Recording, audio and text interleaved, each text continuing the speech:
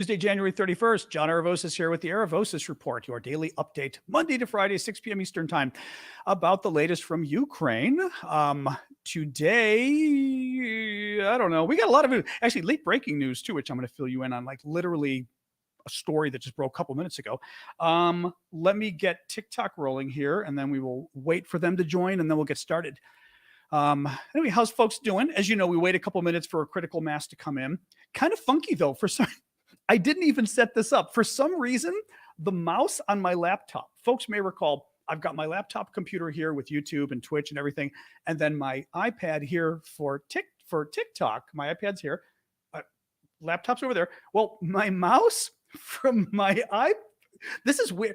I'm kind of freaked out technologically right now. My mouse from my laptop computer, I was dragging it, and all of a sudden it continued on my iPad. And I was like, what the hell is this? It's the weirdest freaking thing. I did not set it up to do this, and it's doing it. And I can even click on my iPad with my mouse from my computer. It's freaking me out, folks. I'm having a very weird tech day. It's a little strange. Kind of exciting, though. Yeah, I'm just clicking things for fun here. All right, I'll stop doing it. Very weird. Anyway, hello, everybody. We'll wait another minute for the critical mass of folks to join us, and then we will delve right in.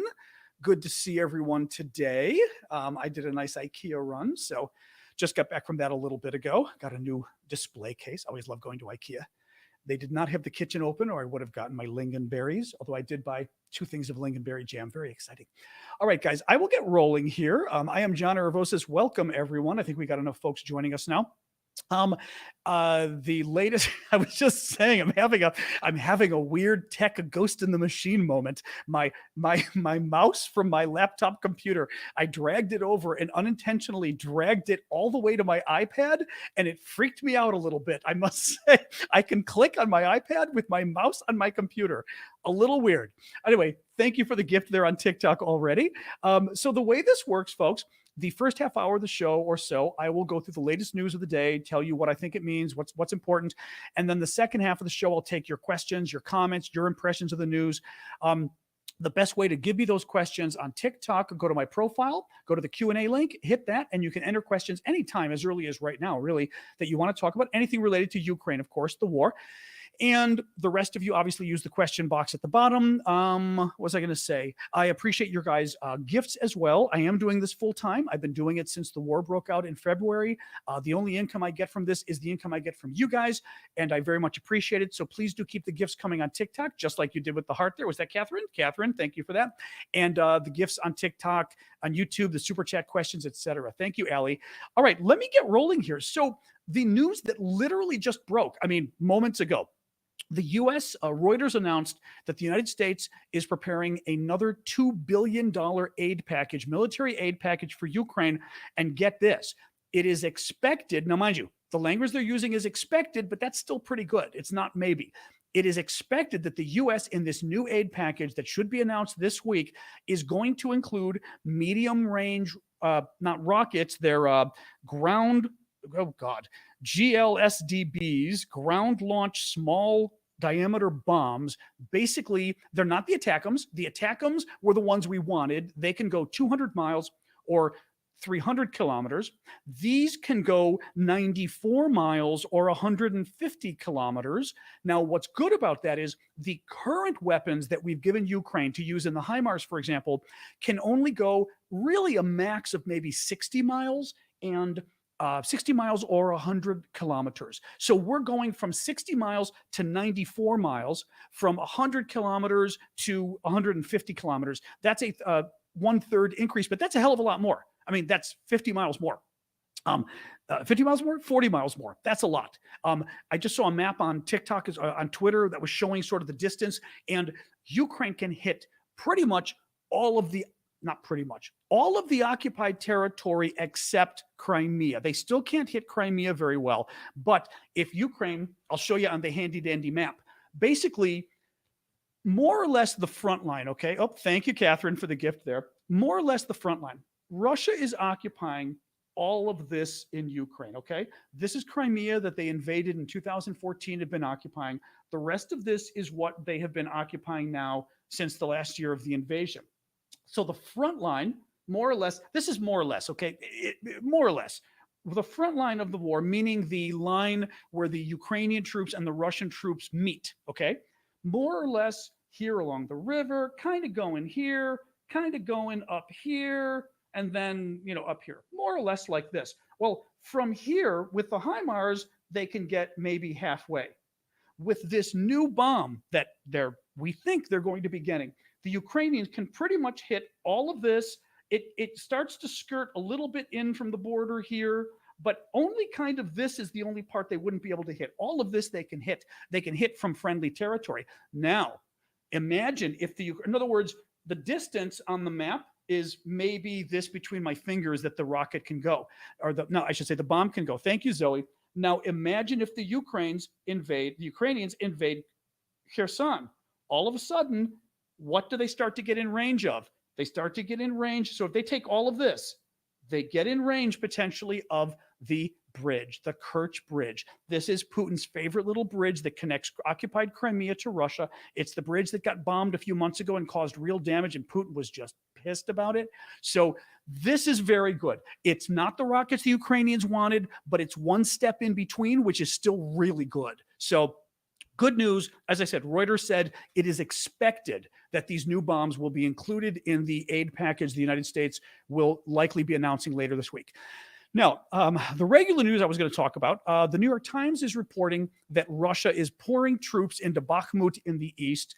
Bakhmut is the big battle we keep hearing about that's been going on right now. So the biggest battle right now is in eastern Ukraine, more or less here where my finger is.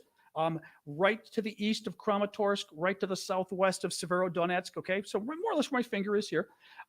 The Russians are attacking a Ukrainian town that is currently the Ukrainians are still in possession of, and the Russians have been attacking it. This town of Bakhmut, they've been attacking it for like 6 months.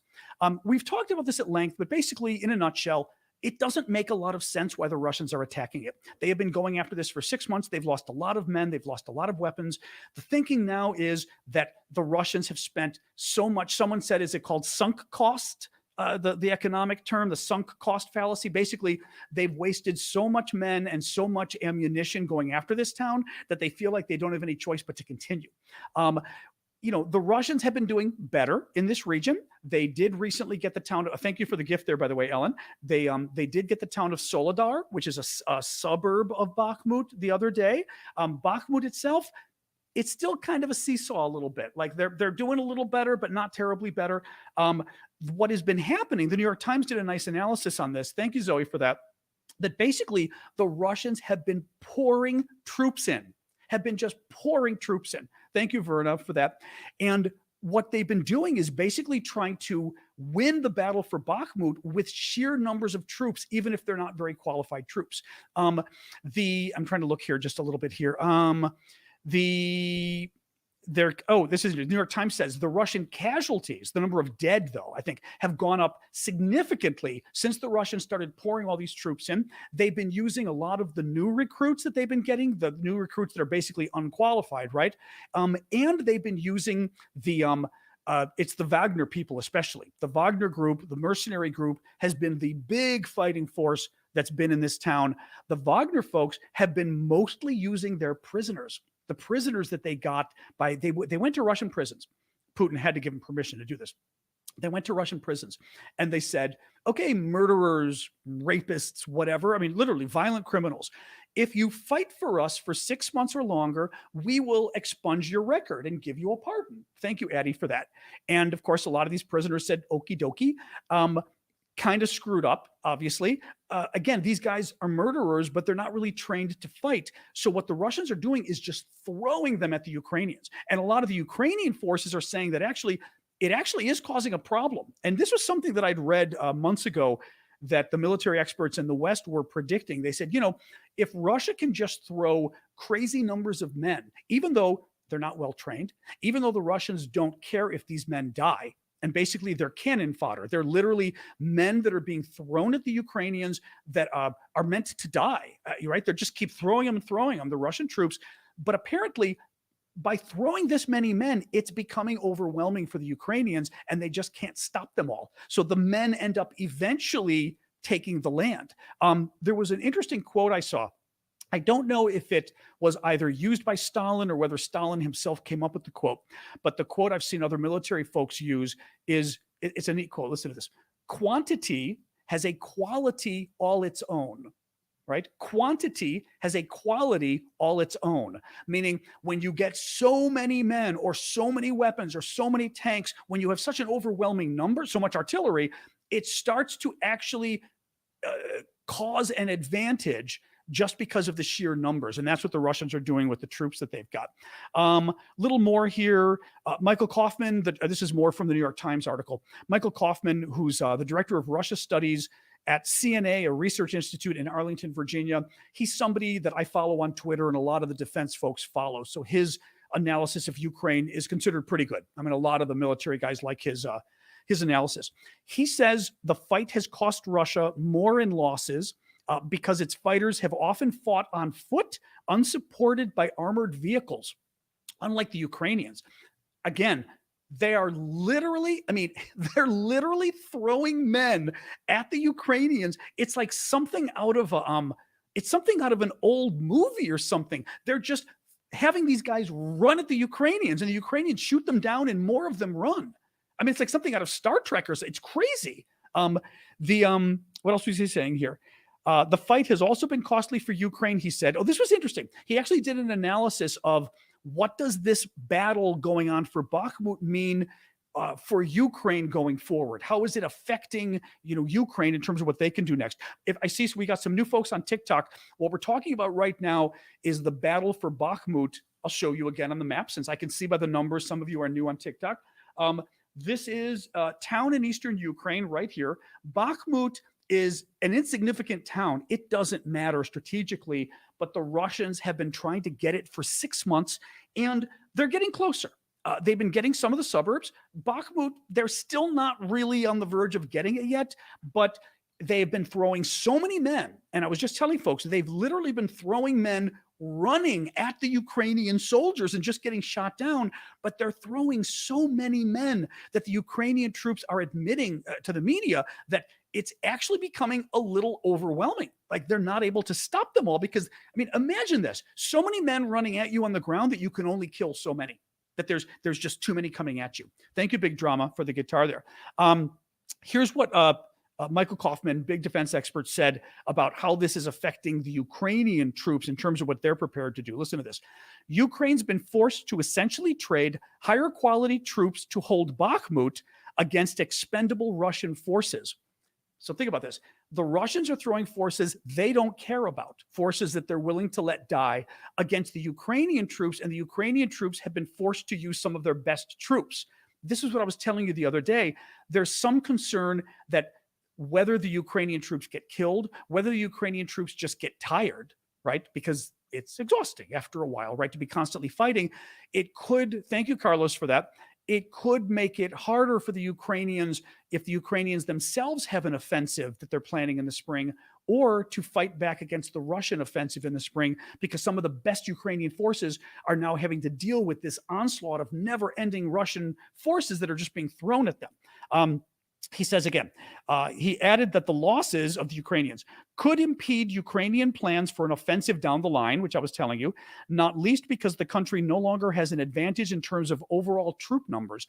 Final point there again, because the Russians have so many men now, even though a lot of them are untrained, but they're willing to waste, basically get killed, so many of their men that it's actually starting to be an issue for the Ukrainians.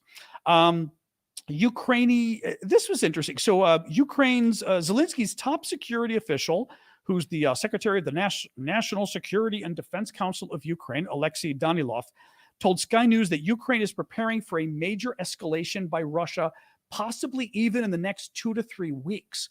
Now, no more information from them on this. Typically, the Ukrainians, I've said this before, they don't really lie. So I think if the Ukrainians are saying this publicly, they've got some information that something's going on.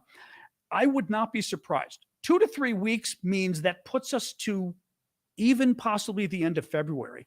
I would not be surprised with all the reports of new tanks coming to Ukraine, even though the tanks won't be coming, they really won't be arriving for a couple months at least. And even then, it's not like all the tanks promised arrive in March, right? They're going to be arriving over time. But I think the Russians, and it's funny, you're seeing it in the media now, but I was saying this last week as my personal opinion, that I think the Russians, if they're smart, are going to try to figure out, or maybe not smart, if they're desperate, how do we get the battle going now? How do we get, in other words, if Russia, thank you, inspired woman, if Putin was planning anyway to do a big offensive in the spring, and all the experts think he is, that basically he's planning some big counterattack in the spring, he may want to do that counterattack before all these new Western weapons arrive, especially the tanks, right? Because the tanks are only going to help Ukraine fight back better. So I don't know whether this is it, but the Ukrainians are worried that Putin is going to try to do something in the next 2 to 3 weeks. And the underlying message there is before some of these Western weapons arrive. Tell you really quick sip of water. Thank you. And then we'll continue. I'll do a quick pitch to you guys for my Discord.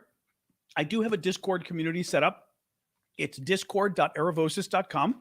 You can find it on TikTok just by going to my profile. Any of the external stuff I talk about, you can find. Thank you, Ella Cool J. You can find in my profile in the Linktree link. Just click it. You'll find my Discord and everything there. The rest of you can just use the aravosis.com link. But Discord, we've got a really cool community that we meet, sort of after hours, talking about Ukraine, but lots, actually, our pets, recipes, you name it, Iran, but lots of different sports. There's a vibrant sports channel there too.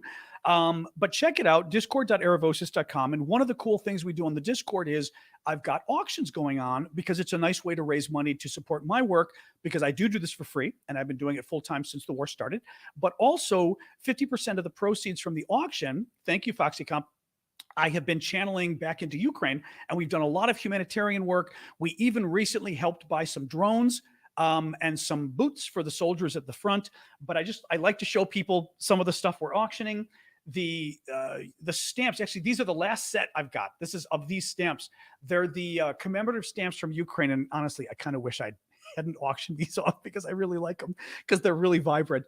They're Ukrainian tractor pulling the Russian tank stamps, which was a big issue early on in the war, that we kept seeing videos of the Ukrainians basically abandoned Russian tanks that they were just dragging, and we kept saying stealing. I mean, they weren't stealing, but you get the idea. But I love this. You can zoom in and see. And it says something like, "We are from Ukraine," but you can see the little Ukrainian flag on the tractor pulling the Russian tank. And I just love this. But it's very pretty. And if you saw it in person, they're these beautiful sunset colors. Anyway, that's one of my faves. We've got a lot of military patches that are really cool because they've got they're real Ukrainian military patches. They've got the Velcro on the back. Thanks, Megwood. They go basically, I mean, it goes on my sweater, but they go on the Ukrainian military outfits, any kind of the military outfits with the Velcro. The two really cool things, we've got a bracelet that the Ukrainian government has made to honor the Azovstal fighters. These are the fighters. You can see thank you. Who was that? Bonnie, for the love focus there.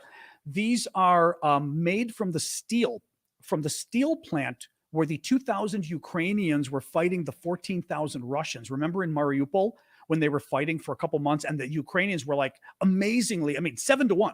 The Ukrainians were just holding off the Russians. Well, to honor them, the Ukrainians, they were in a steel plant. They took the last batch of steel from the plant. They made these bracelets.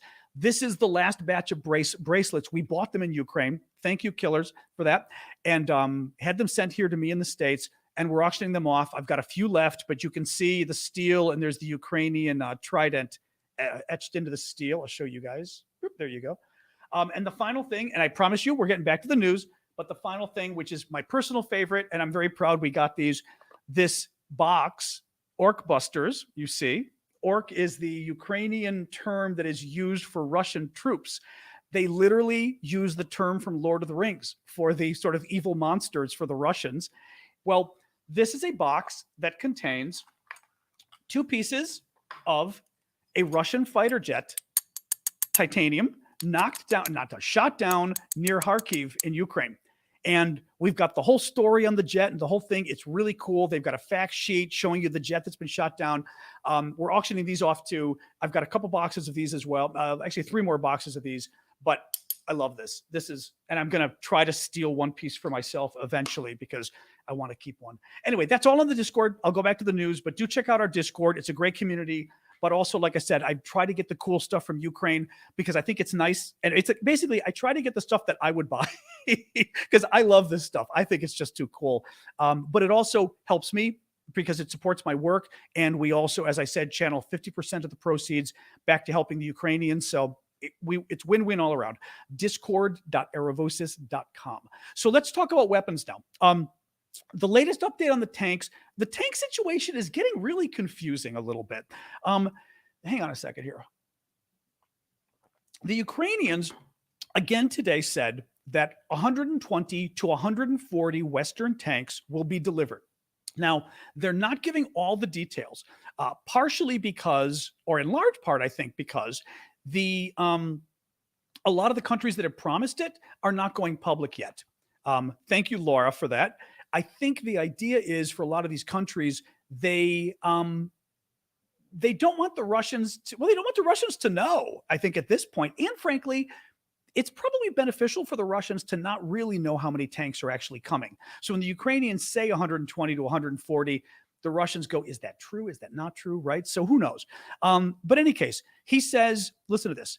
Ukraine's foreign minister says that Ukraine will receive 120 to 140 tanks in the first round from its Western allies. I mean, that's great if it's true. The coalition countries that are promising tanks, he says, includes 12 countries, not all of them named publicly. I tried to sort of come up with my own list, right? We've got the Leopard 2 tanks, which are the German tanks. We know 14 are coming from Germany, 14 from Poland, another 60 modernized tanks from Poland that are not the Leopards, but sort of old Soviet tanks. But it's actually 30 of them at least are, or 31 are Polish tanks that are a takeoff of the old Soviet tanks, but they're modernized, which is good. But there's 60 of those, which is great. From Leopards, 4 Leopards from Canada. Norway is promising Leopards in principle. We've been hearing a little bit of back and forth on that. We don't know how many. Spain, in principle, is promising Leopard tanks as well. The Brits have promised 14 Challenger 2 tanks. The Americans have promised 31 M1 tanks, the Abrams. Greece today said that it probably, Greece today said it is not going to be sending Leopard tanks. Originally, the news was that Greece was going to send some. Greece and Turkey have really, among the Europeans, I don't remember if it's the most or close to the most of the Leopard tanks, like several hundred are in Greece and Turkey both. The Greeks have said no. My suspicion, I didn't see it written in any of the stories, but my suspicion is the Greeks are a little worried about the Turks because the Turks are basically threatening the Greeks with war lately. And the Greeks are getting a little worried about it. And my guess is because the Leopard tanks are the tanks the Greeks are using. And actually some of these tanks are literally up near the Turkish border, of course, right? You basically get to northern Greece and you go east and you meet the Greeks and the Turks by land there. So that's my guess, that the Greeks are probably saying no because of that. Let me see what else here. Anyway, there you go. France also announced today that they're going to be sending an additional 12 Caesar truck-mounted artillery guns. This is a big deal. These are very good weapons. These, at least from everything I've heard. Thank you, Bonnie. I know when France announced an earlier allotment of these, people were very excited. They're a good weapon. Let me see here. The French Minister of the Armed Forces announced that 150 French soldiers would train 2,000 Ukrainian troops in Poland this summer. I don't know if it's only on this artillery or more generally, but still, that's good news. On fighter jets, there's been a lot of negative news about fighter jets. Well, following basically positive news, but I don't know if the positive news is real. Remember, we've been talking for a while about how Ukraine has been saying it wants fighter jets. Okay, it wants F-16s. Then we heard Poland saying, oh, we'll be happy to give our F-16s to the Ukrainians if the Americans let us. Well, that all seems to be kind of going a little bit away. The Germans last week said, we're not giving fighter jets. Biden last week said no, when he was asked, would you consider giving fighter jets at this point to Ukraine? The UK said today, no fighter jets. They said that it's not practical. The British systems are way too complicated and way too complicated to train the Ukrainians on, way too sophisticated. Poland today is denying that it has been discussing the delivery of fighter jets. Last week, thank you, Sarah, for that.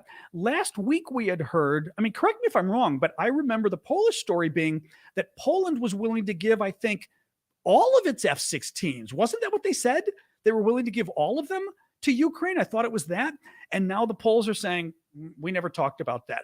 So I don't know. I wonder if, the US, Germany, France, et cetera, kind of got together and are trying to put the kibosh a little bit, because there was so much press speculation in the last couple of weeks, in the last couple of days.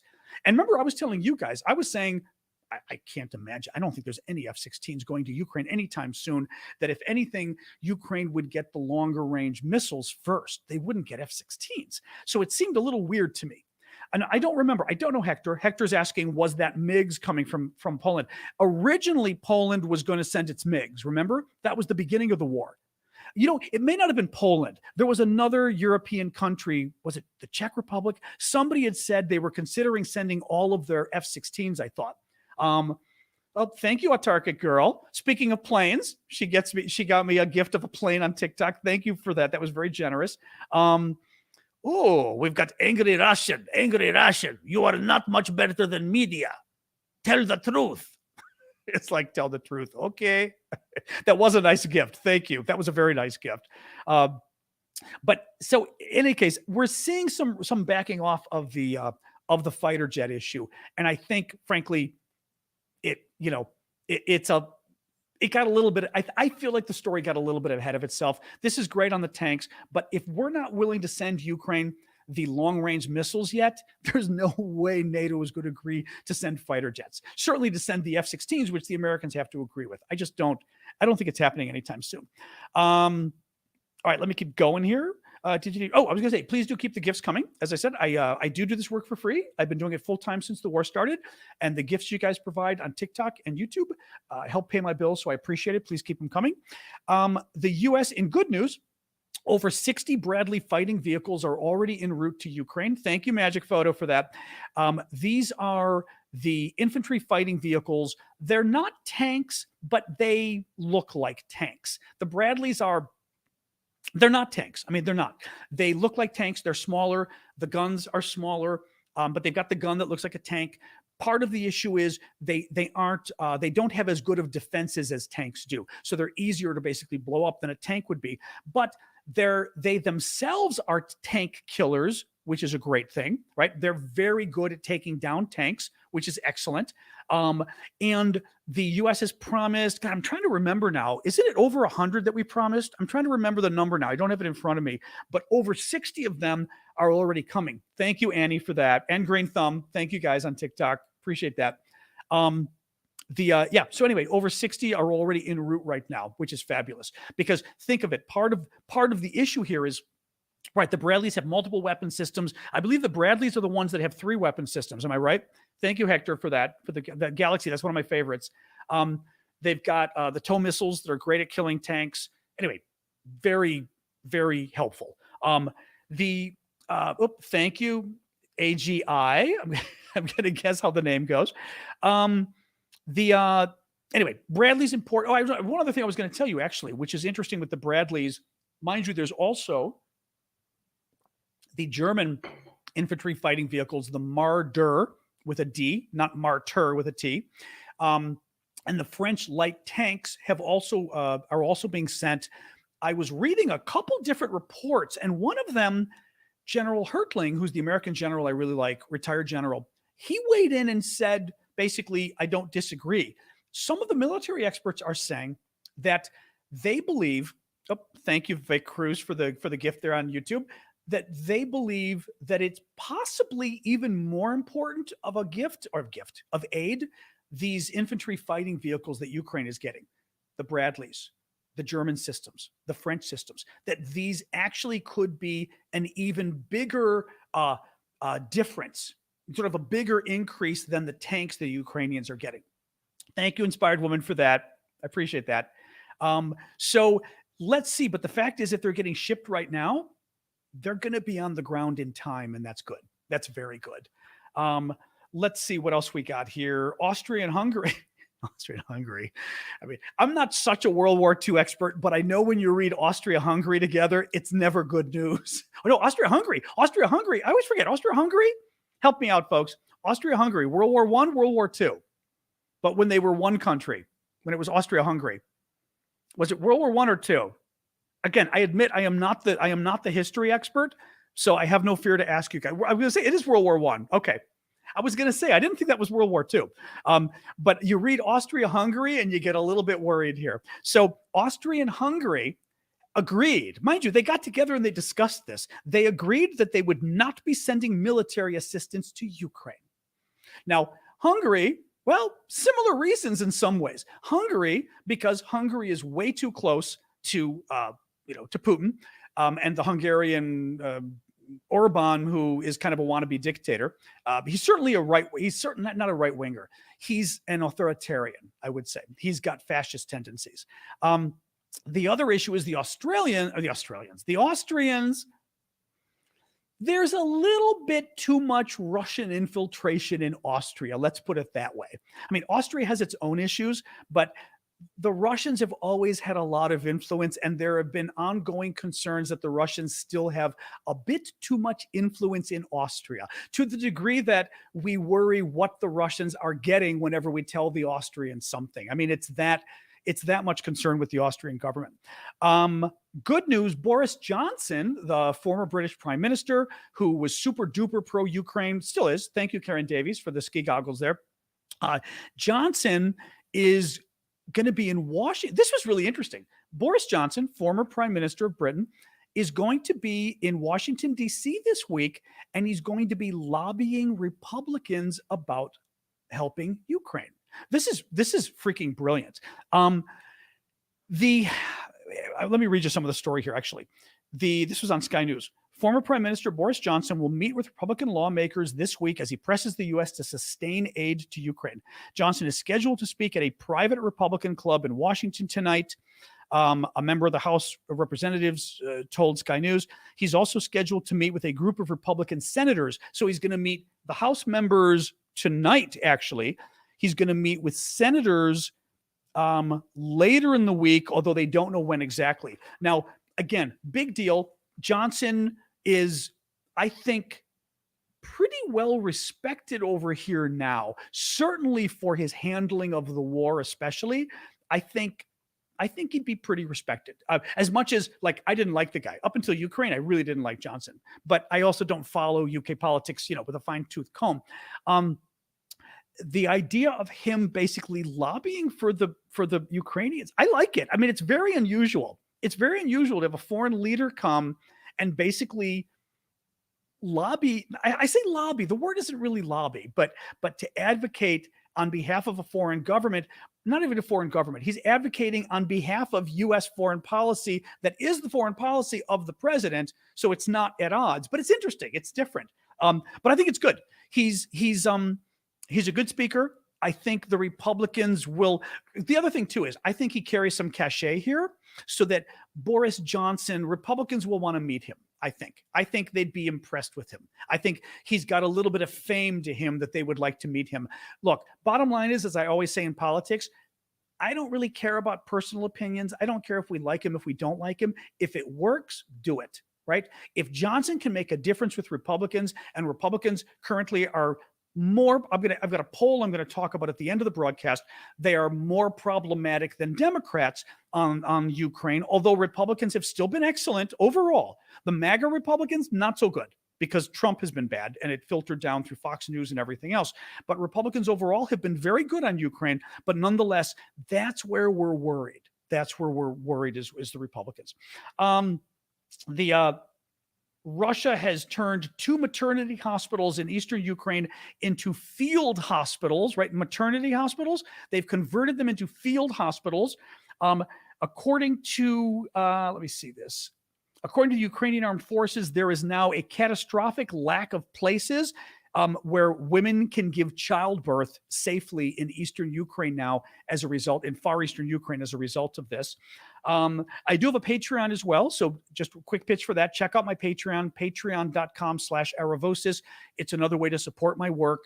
and basically give, monthly contribution if you can do it. If you've been watching me for a couple months and you enjoy my work, consider helping out if you can.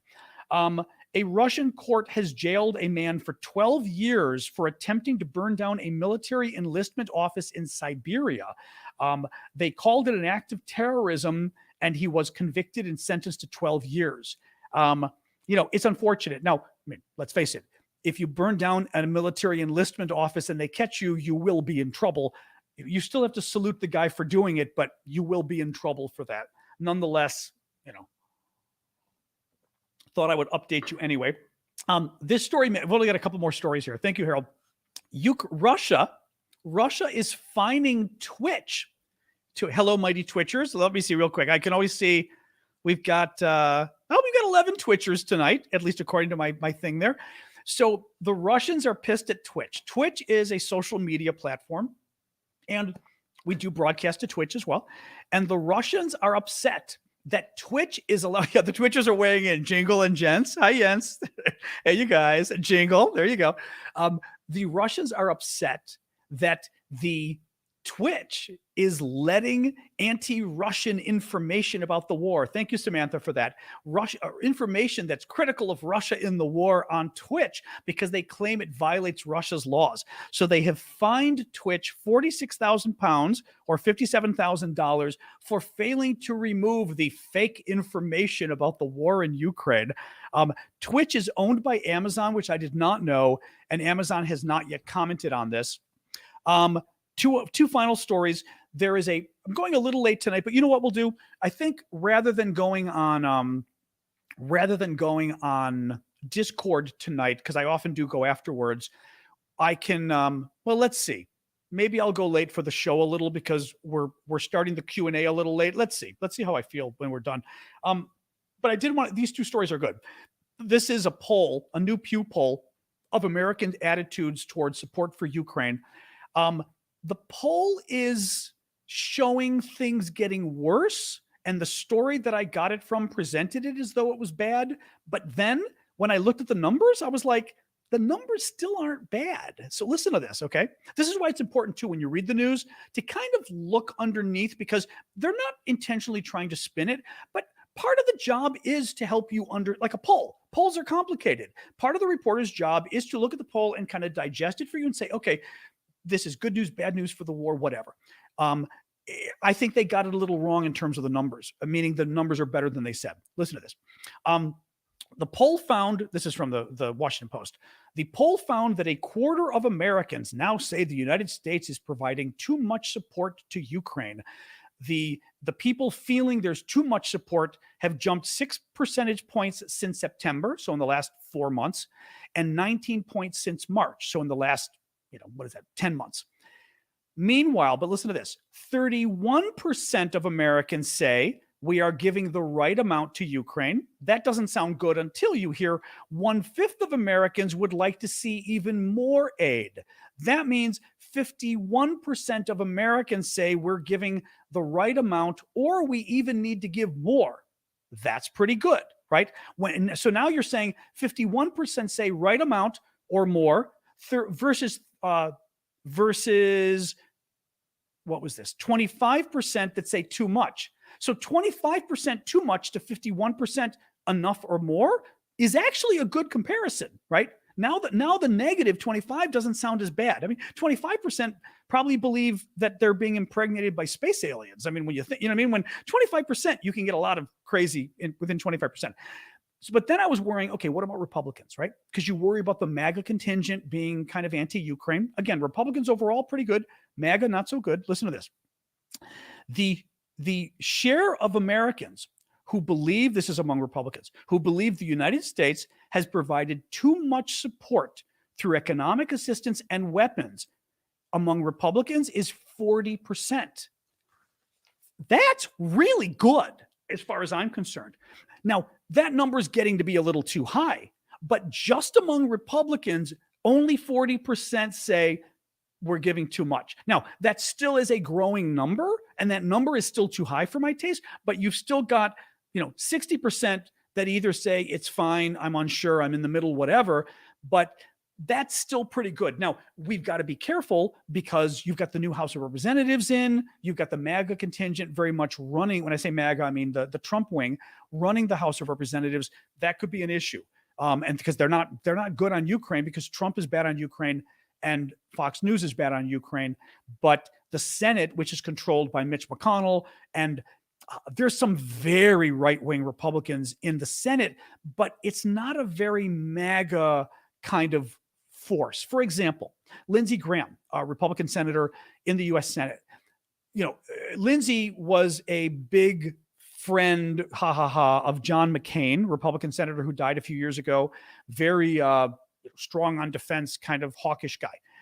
When McCain died, Lindsey Graham, who hated Donald Trump and said horrific things about Donald Trump, then became Donald Trump's best friend because Graham basically attaches himself to whoever he can find who's his big daddy, right? And Trump became Graham's big daddy.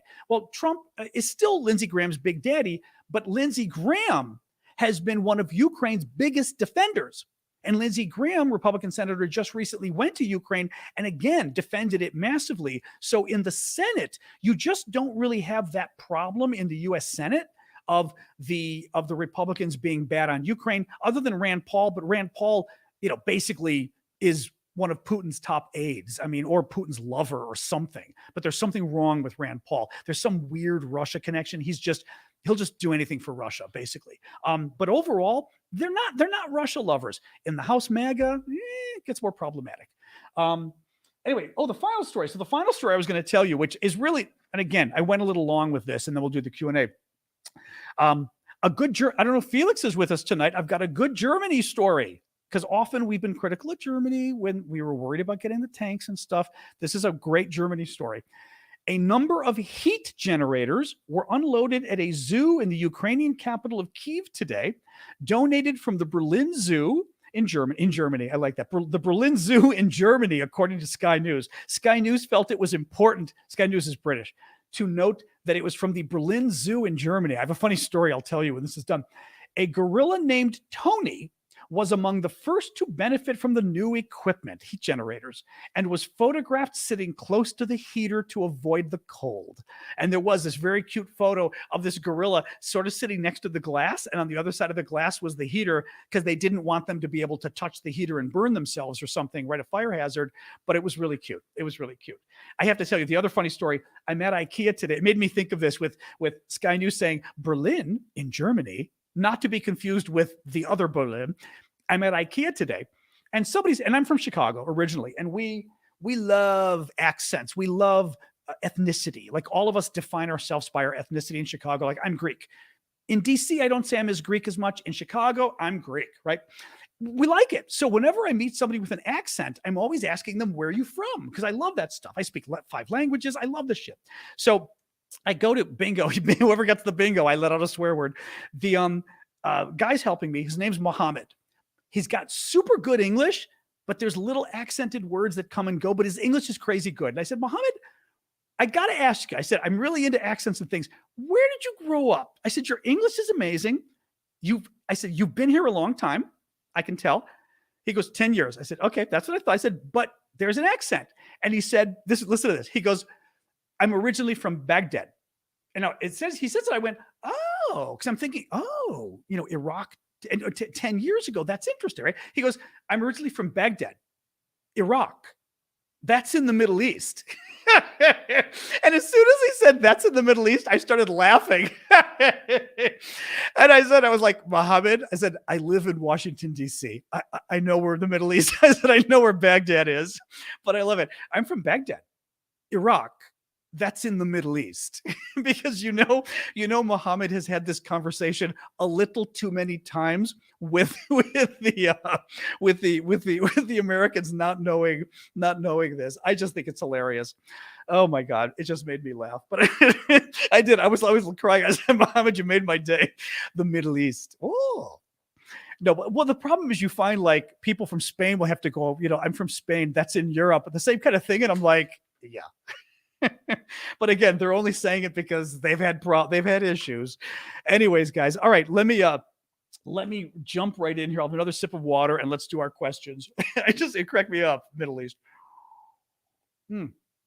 Nice guy.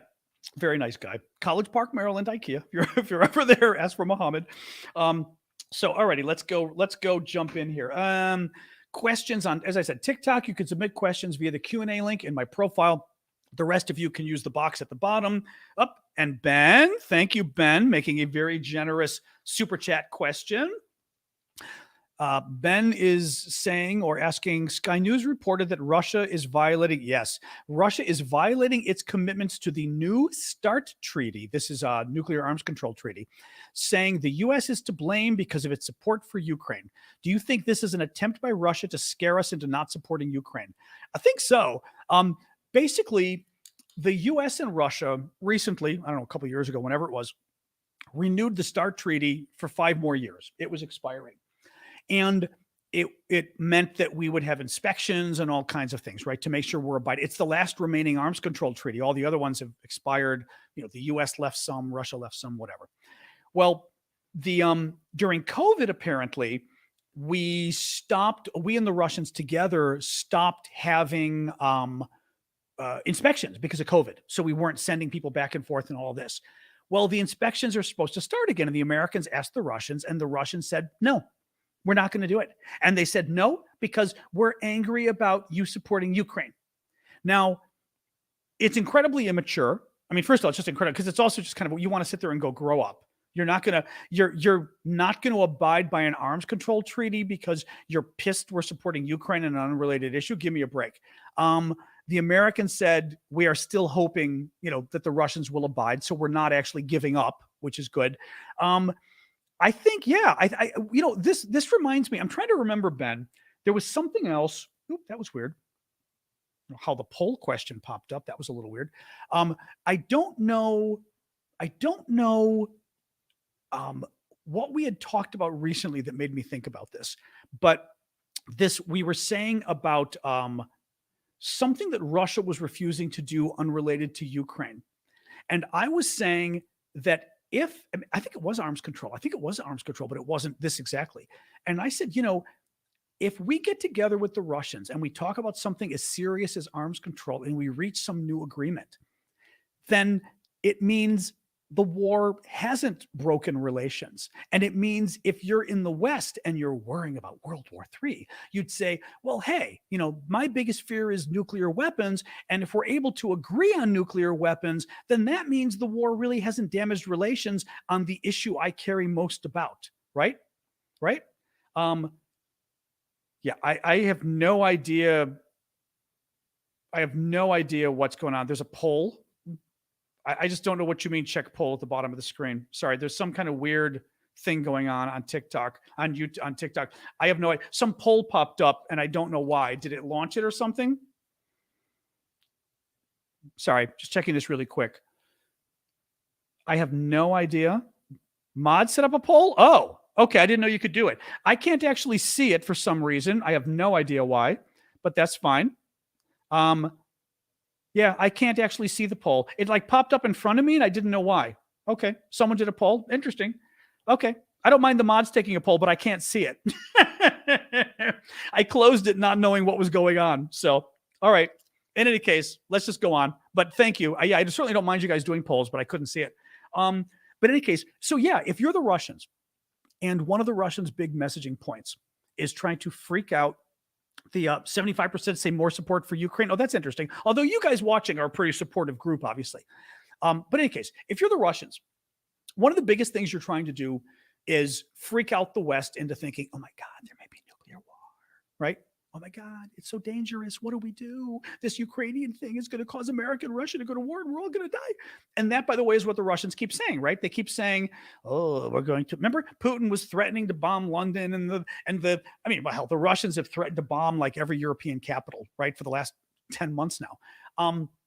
With that in mind, as I said, if we got together with the Russians and still had inspections about nuclear arms control, then it would make people less worried. They would think, oh, we're still getting along on the important stuff. So Russia's doing it because they're trying to continue this image of, oh, things are so dangerous now. It's incredibly irresponsible. In a way, it makes things more dangerous in a way. So it actually fulfills what Russia's trying to do.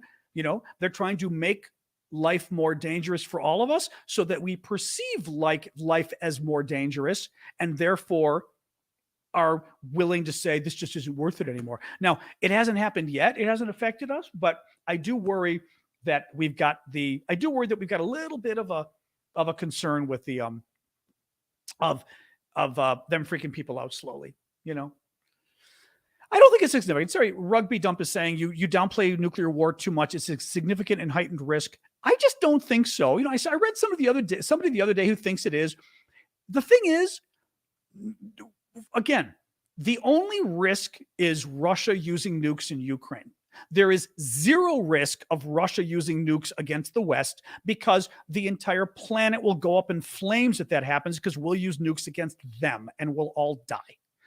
Therefore, unless literally you had Putin, replaced by a space alien who wanted anybody to die, they're not going to use nuclear weapons. There's no reason to use nuclear weapons against the West because we will destroy them if they do. Our nuclear submarines will survive and destroy them. And the same thing with all of us. We're not going to use nuclear weapons against Russia because their nuclear submarines would attack us in return and they would kill us. So that's not going to happen. What is certainly a greater than 0% chance is that Russia uses nukes in Ukraine. It doesn't make sense that they would do it, but I did see somebody mentioning the other day. I was reading, and I didn't agree with him totally, but it's one of the only situations I could imagine. And he said, what a defense guy saying, what about Russia using nuclear weapons for a decapitation strike against Kyiv, the Ukrainian capital? Thank you, Harold, for the hat there. And by decapitation strike, he means basically, dropping some nukes on Ukraine in order to blow up, kill Zelensky, kill the Ukrainian parliament. You basically wipe out the Ukrainian government entirely so that there's almost, so the country falls apart, right? Again, the problem there is then NATO enters the war. Russia drops a nuke on Kyiv and we're in this war if that happens. I think then forget it. And I just am not sure what happens next at that point. And I think even for Russia, they're not sure what happens next because will they really win the war? If they nuke Ukraine, I think if they nuke Ukraine, we enter the war and say, this war has ended. You're pulling out all your troops now. And then God knows what happens. Why are you promoting war? Why are you promoting genocide? Brent, that's what I've got for you. You remind me, now mind you, you're probably a Russian, but you remind me of the Michael Tracys of the world. Michael Tracy is this kind of lunatic, far left, but far left to the point where he's almost far right. I don't know if he's British or American. He's nuts. And he's this big defender of Putin and of course, doesn't want us helping Ukraine. And the message his people, I got into it with him the other day and all of his little trolls came at me on Twitter and were like, why aren't you going to war? And the thing they threw out is this kind of crap, right? Is all of this, why are you for war? Sorry, my allergies are going crazy tonight. Excuse me. Why are you for war? And it kind of amazes me because you've got a genocide taking place in Ukraine. And the idea that, and again, compare it to World War II, right? World War II was worse in the sense that you had the mass extermination of people. That was even worse. I mean, it was worse, right? This is, I say this is almost genocide with a small g versus a capital G, but perhaps because the Russians can't get away with the capital G, right? But the Holocaust was worse, obviously. But you can compare the two because Russia wants to take all of Ukraine. Russia wants to wipe out all of Ukraine, right? They're happy to kill lots of the citizens because they want the land. And the people like this guy, Brent, or this Michael Tracy guy, say that if we try to help Ukraine stop itself from getting murdered, millions of people murdered, and the country literally wiped off the map, this country, a real country, that we want war. We're promoting war. Michael Tracy was actually arguing, the thing I got pissed at him was, we're prolonging the war. And it's like, by giving weapons. And I'm like, yeah, we are prolonging the war by giving weapons. If we didn't give weapons, the Russians would win. and they would kill everybody. Yeah, we are prolonging. Like, I mean, the arguments themselves are. I always say Glenn Greenwald does this too on a lot of stuff. Glenn is very smart. Glenn's a lawyer. I mean, I've known Glenn for years. I don't like Glenn anymore, but Glenn's because I don't think he's intellectually honest anymore. But Glenn's a lawyer, and Glenn is always a little too smart by half. Glenn uses lawyer tricks a lot. Where basically, I mean, I'm a lawyer. I've a law degree from Georgetown. And one thing lawyers do that drives me nuts, I would say unscrupulous lawyers. I don't try to do this, but they try to win by confusing you. They don't try to win by actually winning the argument. And they do things like this. They use arguments that at first blush you might go, yeah, I mean, it is prolonging the war if we keep giving weapons. And it sounds bad, prolonging war. Who wants to prolong war? But you sit there and you go, well, actually, if someone's trying to kill you, I'd rather prolong the fight than just let the other guy win, right? It's sort of like saying, well, you get mugged and the guy's trying to kill you. And by intervening, I'm prolonging the mugging. When I guess I could not intervene, I could let the guy kill you and then it would all be over. But it sounds good, right? Prolong the war. It sounds like a good argument. Like, no, none of us want to prolong war. Or in this case, pro-war. Why are you pro-war, right? Why are you helping Ukraine fight a war? Because they're attacked. Anyway, these guys drive me nuts because the thing that I think, thank you, Mark, for that, by the way, the super sticker. I've always tried to figure out, and we are going to go long tonight because I did go long with the news. So we'll go maybe till quarter after, a little longer. But I don't understand sort of the intellectually. I'm an advocate. I've worked on a lot of political issues in my life. You know, I've got a lot of political views. Nobody is apolitical, right? I mean, in principle, we've all voted for somebody for president, right? So we've all got political views. But I try not to think, that I'm dishonest, but also even more so, like on the Ukraine stuff, and frankly, on other issues too, there's just something dishonest about it that I can't understand. Like, what is it? Like the fact that these guys are so upset about aid to Ukraine. I mean, I could see maybe you don't get it. Okay, right? Fair enough. Thank you, Annie. But to be like these guys where they're like, why are you helping these evil Ukrainians? And you're like, evil Ukrainians? Like, really? And the Russians? So whatever. It drives me a little bonkers. All right, let me see here. Actually, let me go on the TikTok because I didn't look at the TikTok questions yet. And then I'll pull up some of the comments and things that I saw some of you guys write on YouTube and elsewhere as well. Hang on a sec. Tiki-taki, where is this? Configuración. That was one of the Spanish TikToks I was looking at earlier today. How long before Russia runs out of military recruits? Well, maybe never, right? I mean, Russia's got 150 million people. I forget how many military age men they've got, or I should say men age 18 to 60, right? But I mean, how many do they have of that? How many men do they have aged like 18 to 60, right? They've got to have millions. So I don't know that Russia ever runs out of having men that they can keep throwing at it. Somebody here is saying 8 million. Yeah. No, I wouldn't be surprised. Right. 500,000 to 1 million left. Right. But no, they could. I think they're going to keep, if they want to keep recruiting more, they can keep recruiting more. And that's going to be an issue. And frankly, one of the things, thank you, Bonnie, for the wave. We'll do the wave, the whale. We'll do the wave for the whale gift. Thank you for that, Bonnie. I appreciate that. Okay, Charles is noting on TikTok they could run out of equipment. Yep. Some of the things that hold the Russians back are that very funny, Brave Cobra. Some of the stuff that's holding the Russians back are their logistics sucks. They don't give a lot of training to the new recruits. They don't have a lot of equipment. They don't have a lot of guns. The guns are old and rusty. They don't have even sleeping bags. They don't have winter clothes. So the Russians, it's not give a lot, but remember the first story I talked about tonight was in Bakhmut in eastern Ukraine. Huge battle going on there. And what the Russians are doing is they're just throwing men at the Ukrainians and letting the Ukrainians kill them, like literally on the ground. They're not even in tanks or in protected vehicles. They're just on the ground running at the Ukrainians, and the Ukrainians kill them, and then more men run at them. It's insane.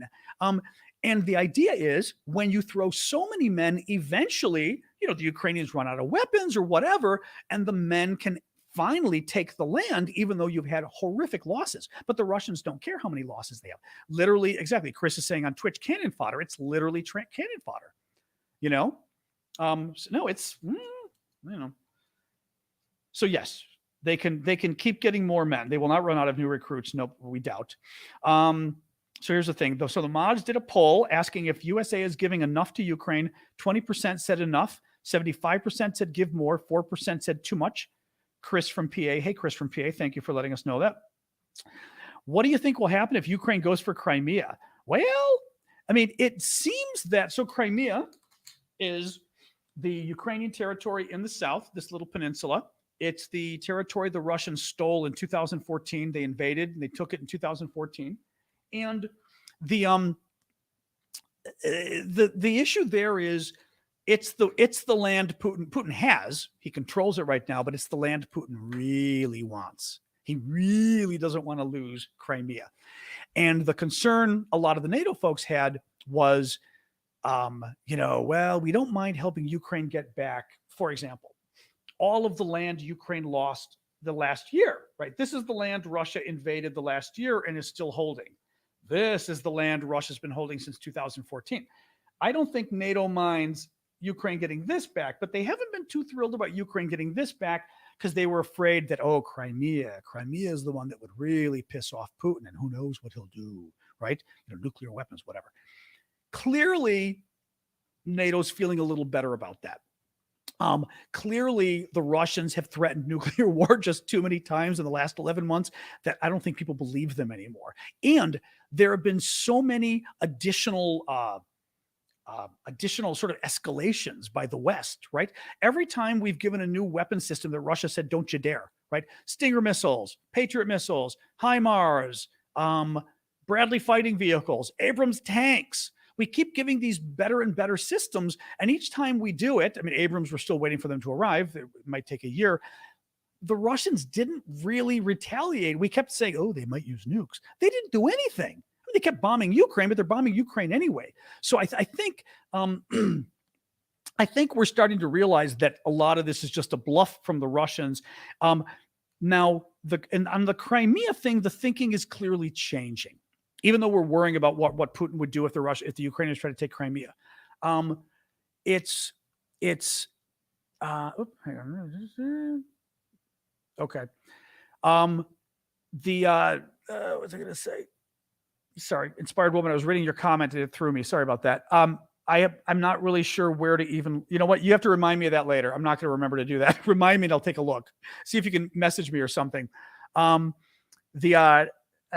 Crimea. There was a story a couple of weeks ago that was interesting, saying that the Americans are starting to think, the American government, not decided yet, but the Biden administration is starting to think that we may need to help Ukraine attack Crimea, to threaten Crimea, to threaten Putin's grasp on it, because that may be the only thing that shows Putin that he needs to negotiate or he's going to lose everything. And this was something I'd been thinking about for a while, was that eventually the West, and this is a danger for Ukraine too, that eventually Putin isn't going to give up. Putin isn't going to, it's going to take a long while, I think, before Putin says, hey, we're not doing so well, and maybe we should just, negotiate and end this war. The only way he's going to do it is because Ukraine is so powerful that Ukraine can take back everything, right? Or that Ukraine can invade Russia. We don't want Ukraine to invade Russia, but do we want Putin to realize Ukraine has the ability to invade Russia? Maybe, right? Maybe. But I only think the way you get, peace through strength in this case is by Putin really being on the verge of losing. And you only do that by threatening Crimea. Anyway, that was the discussion in terms of the Biden administration, but they apparently hadn't really agreed to that yet. They hadn't, but they were starting to think, and frankly, I think this is why you're seeing the tanks now go over. You're seeing the news today that it looks like we're sending some new bombs over that can go up to almost 100 miles, 94 miles, whereas the current weapons we've given them can only go about 60 miles. So that's a big improvement. But you're seeing NATO give better and better weapons. My only concern, and I'll say this because I do try to be honest with you guys about this. I mean, I'm a big Ukraine fan, obviously, but I do worry that one of the reasons that all of a sudden we're giving Ukraine better weapons is we may be getting worried, you know? But the worry could be a lot of different things. It could be new Russian offensives. It could be new Russian, so many Russian men being recruited. It could be, um, it could be new Russian weapons coming from Iran. It could be the fact that we finally realize that Putin isn't going to give up, right? But I still worry that there's a little element of we may be worried about what's to come, and that we need to, that if we don't beef Ukraine up, maybe Putin could turn the tables a little bit. Possibility. But nonetheless, spring is coming, or instead of winter is coming. Exactly. Spring is coming. So an article that long war benefits Russia, not Ukraine. So we might be speeding up. Yeah. No, I think that's because, well, long war does benefit Russia, right? Currently, Ukraine is getting the crap beaten out of it. I mean, it's economy, it's people. Russia isn't. I mean, Russia's economically being hurt by the sanctions, but not nearly as difficult as what's happening to Ukraine. Ukraine, we've got to keep the government afloat economically because their economy is in shambles, right? We've got to keep providing them weapons. Now, granted, the Russians have to keep having weapons as well. But in any case, I think in the long term, arguably it's easier for Russia, but I don't know. I mean, Putin seems to be worried as well about what the Russian people think. Do you think Russia will try to attack the new coming tanks as soon as they're on Ukrainian grounds? If they can, yeah. Sorry, Votan is asking from Twitch. If they can, I think the Russians have tried to hit every NATO weapon they can. I say NATO weapon, but weapons from NATO countries that they can as they come into Ukraine, but they're being hidden very well. But if they knew a weapon shipment was coming in, they'd hit it if they could. But I don't know. They may not know where it is, and also hitting it might not be easy as well. For example, you might need to really get precise, like to hit a train. You might need, I don't know, actually. Good question. And for any of you military experts out there, I would imagine to try to hit a train or to try to hit a truck in Western Ukraine, because it's pretty much going to be coming in through Poland, or it's going to be coming in through, Slovakia, Romania, not Hungary, right? But you're kind of coming through the countries down here. If you're over here, mind you, the Russian fighting is over here. To really hit a truck or a train coming in, wouldn't you need to use a fighter jet?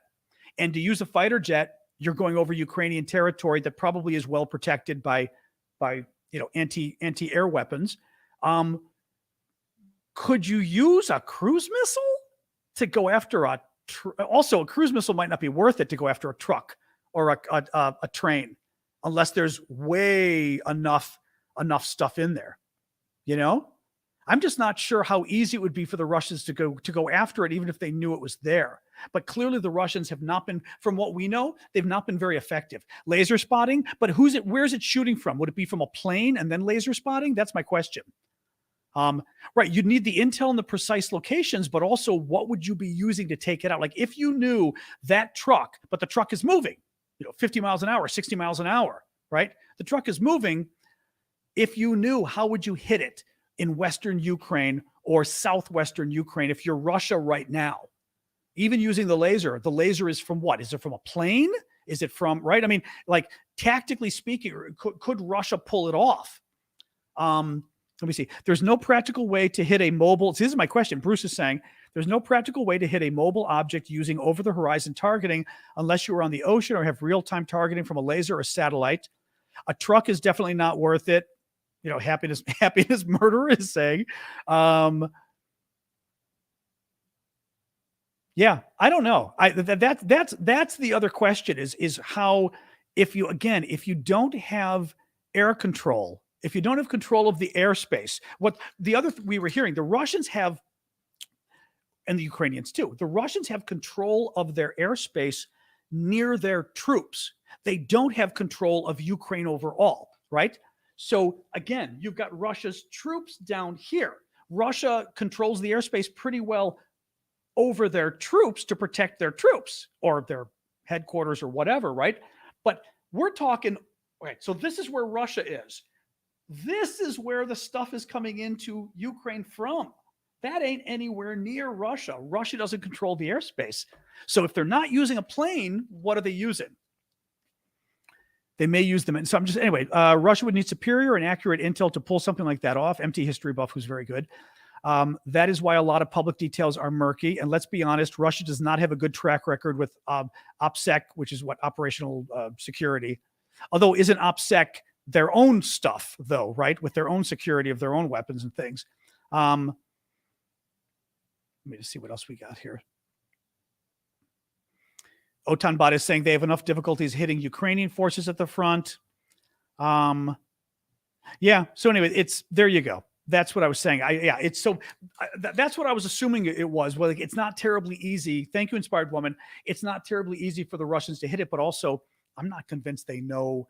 I did read something in the last week saying it's a game of cat and mouse, and that the Ukrainians were doing very well at it. That the Ukrainians were doing a great job of actually hiding where the weapons were that were coming into the country and how they were coming in. My guess is you've got a lot of trucks coming across. A lot of the trucks are decoys, right? And as we said too, it's not like you'd bring all the tanks in together. So the Russians have a nicer target to hit, Let me find a few more things here and then we'll, let me see here.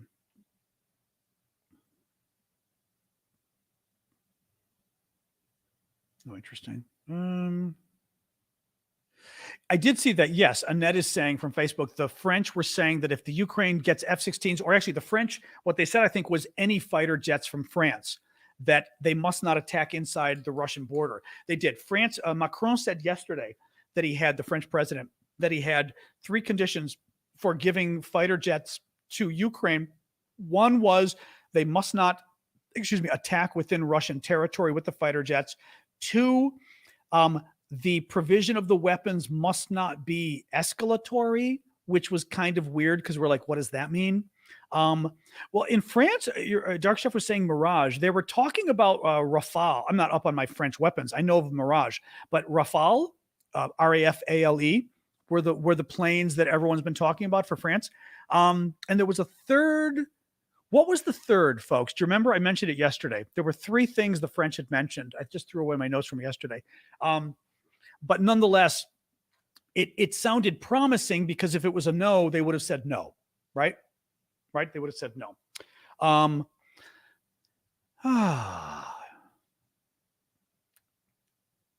funny. All right. Anything else? I know we've got a lot of stuff here, but I don't want to. It's already 1:15, so I'm probably going to wrap up. I don't want to go too long tonight. Well, this interesting question. That's a really good question. Kimberly is asking, where does NATO stand if one NATO country attacks another NATO country? She's asking because I mentioned Turkey threatening Greece. Well, NATO wouldn't be thrilled with it, clearly.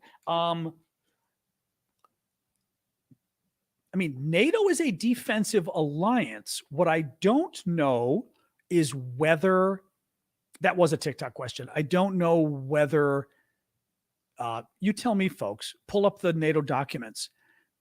Does Article 5 in NATO specifically say a threat from outside NATO? Is that language in there?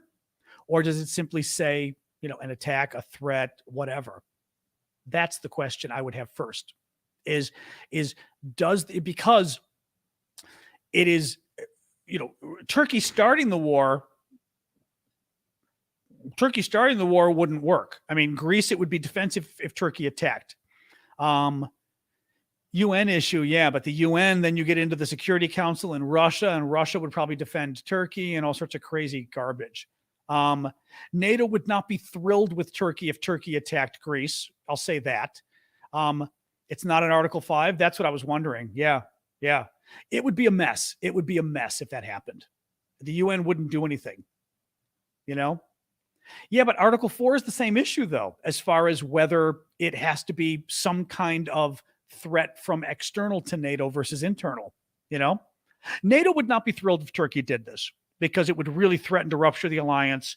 You'd have American weapons being used against American weapons, which is kind of creepy.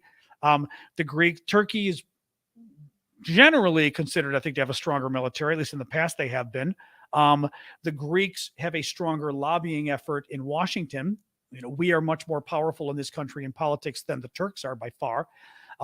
That would be a big deal. Congress, generally speaking, tends to be friendlier to the Greeks. So it would be a disaster. It would be an absolute disaster if that happened. So, we hope the Turks aren't stupid enough to do that. But it would be a disaster for NATO if that happened. Because also then you would see major objections to any arms going to Turkey for a long time coming from Greeks and from a lot of politicians. Well, but could they be removed from NATO? Because it's probably the same BS where you need like majority vote, other than Hungary would say, keep them. We love them. They're great. They cause trouble, All right, guys, let me, bye, Nancy. All right, let me do a quick recap and then we'll call it quits for the night. And yeah, since I've been on here late, I don't want to go to I would go to the Discord normally, guys, but since we went late here, but I wanted to go late here because we took a while sort of getting to this. Thank you for the hat there, Nathan. All right, so let's dive right in. I started by saying that there was a new report out from Reuters right as we were coming on tonight that the U.S. is going to announce a new $2 billion arms package to Ukraine, and it is expected to include a new long-range rocket or bomb. I don't know if you'd call it a rocket. The GLSDB, the ground-launched small-diameter bomb. Thank you, Elle, for the hearts. And the neat thing about this is it can go 94 miles or 150 kilometers, or 94 miles, which is 150 kilometers. Currently, we're only giving Ukraine missiles that can go up to about 60 miles. So this is a significant increase, and it means they will be much easier for them to hit Russian targets, military supplies, ammunition depots, headquarters, all sorts of things. Big deal, big deal. And actually, my thinking is, by the way, I wasn't thinking of this earlier, this is also our way of, while we are waiting for a big Russian counterattack in the spring, this gives Ukraine the ability to start blowing up the Russians now. Because what the Russians did, the Russians knew that the HIMARS, the current missiles we give the Ukrainians for the HIMARS, can only go at most maybe 60 miles or 100 kilometers. So the Russians moved their ammunition, generally speaking, not always because they're not very bright, but their ammunition to 61 miles, basically more than 60 miles away from the front, so the Ukrainians couldn't reach it, and their military headquarters more than 60 miles away.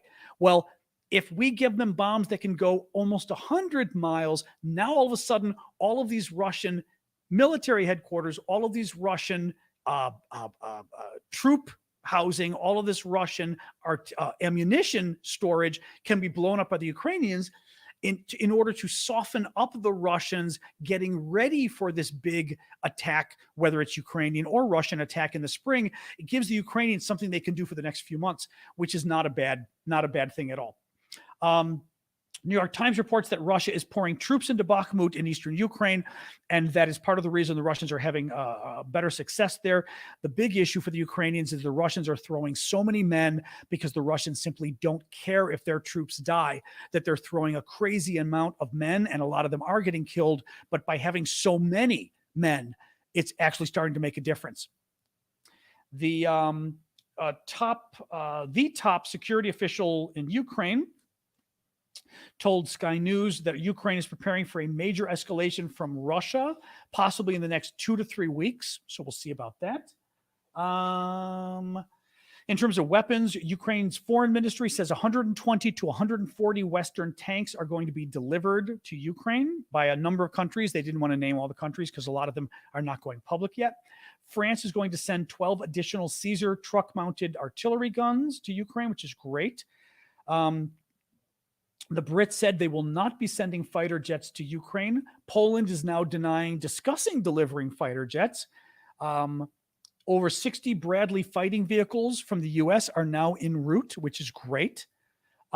Ukraine, PBJ asking if Ukraine has a draft. Ukraine has not drafted everybody they have they've blocked men aged 18 to 60 are legally not able to leave the country.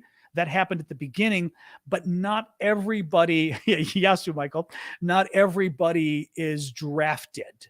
No, no, but they could be, you know.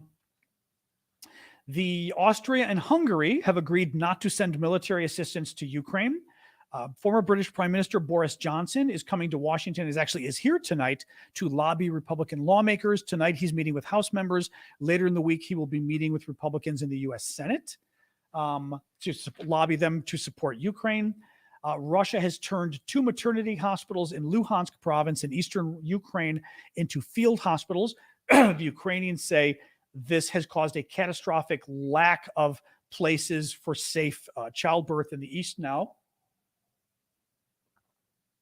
A Russian court has jailed a Russian man for 12 years for attempting to burn down a military recruiting office in Siberia.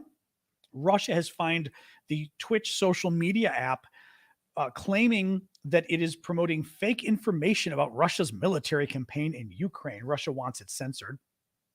A new Pew poll of American attitudes towards Ukraine shows that 31% of Americans say the aid we're giving to Ukraine is just about right. 20% want more. That would be about 51%. And 20% say they're not sure.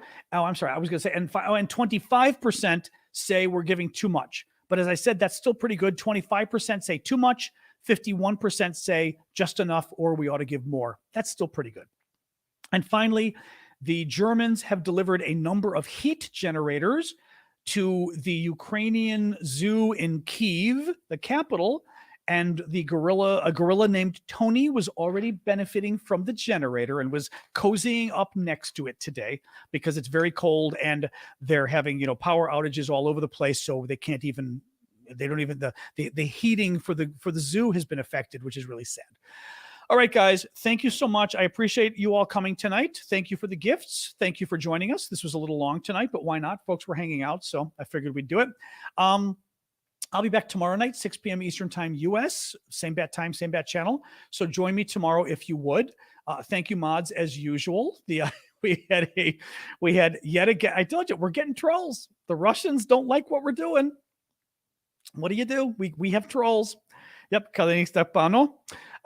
And I'll see you guys tomorrow. All right. Thank you all. Thank you, Twitchers, everybody else. All right, guys. See you all mañana. You guys will sign off. No, as I said, no Discord tonight just because we're already going long. So I'll do it tomorrow. All right.